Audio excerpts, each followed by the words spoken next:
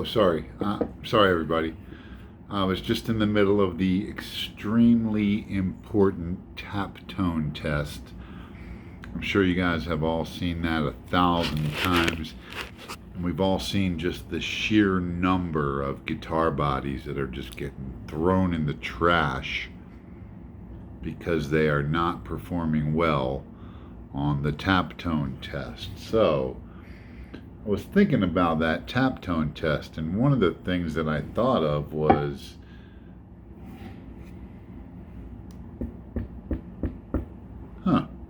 that's not very good.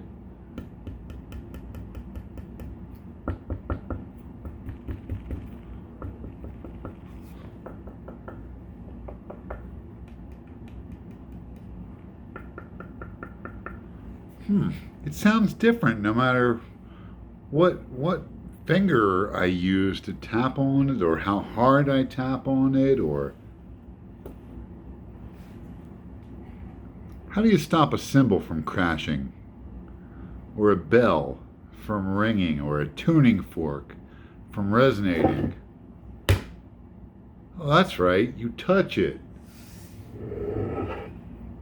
So I did plan on touching this guitar while playing it, so I'm kind of thinking that that whole tap tone test on any solid body guitar is pretty much bullshit.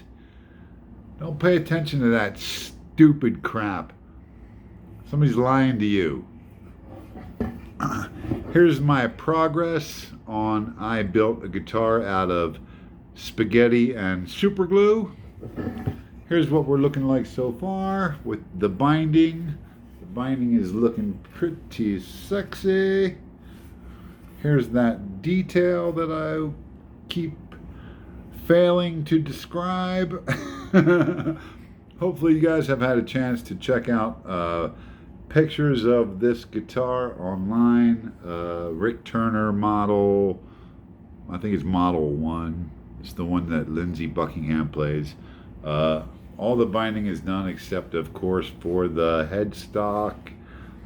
Now you can see where my router only reaches to there before the table hits the fretboard, so I could risk it and try to change the height of the blade, but I'm not going to do that. I'm rather just carve it out by hand.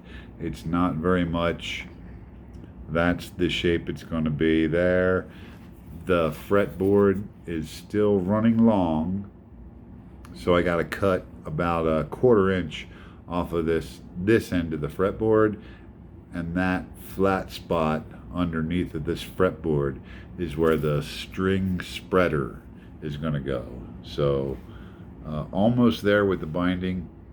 My chisel, the smallest chisel I got is a 1/4 inch wide, and on the headstock I like to try to keep the binding proportional to the headstock, so I don't want it quite as wide as it is on the body.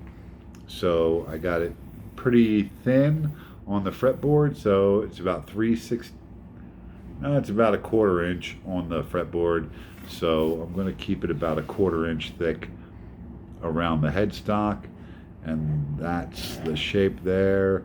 It's gonna, these two pieces are gonna, I'll melt them together with some acetone so you don't see any seam there after I cut the 1/4 inch off of this.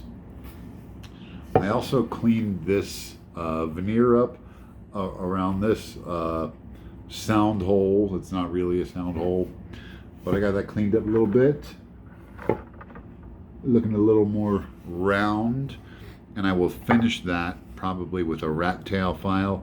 I'll go around and I'll put like a bevel going into the guitar, probably about maybe 60 degrees or so, just so I could blend this veneer into this black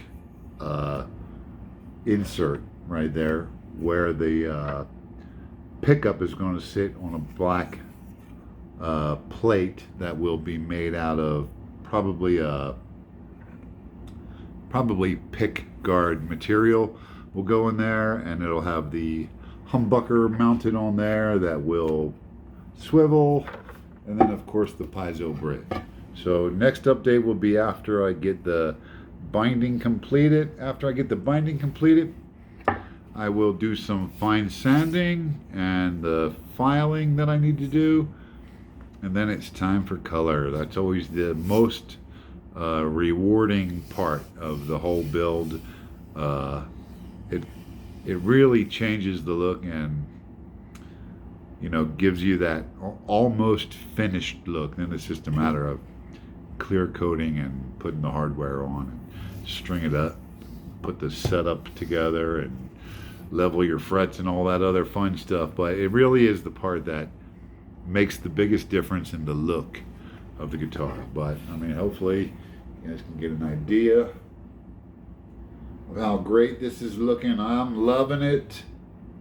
So I hope you guys are too. So next update after the binding is done and the color is done. Peace.